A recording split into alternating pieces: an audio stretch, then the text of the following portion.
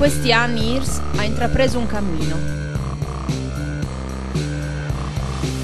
Ha denunciato gli sprechi di Abbanoa e fondato Aba Libera per l'autoriduzione delle bollette e per la riorganizzazione del sistema di gestione dell'acqua.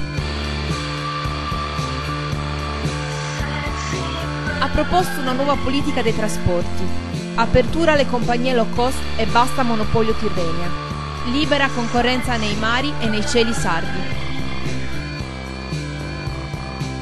Ha difeso gli agricoltori e le loro aziende, impedendo la messa all'asta delle proprietà di centinaia di famiglie. Ha sempre difeso il territorio e la salute dei cittadini, dicendo no ai rifiuti italiani e facendo proposte concrete per riconvertire le aree militari salvaguardando i posti di lavoro. IRSS è una forza propositiva e per il futuro ha nuove idee per il nostro benessere.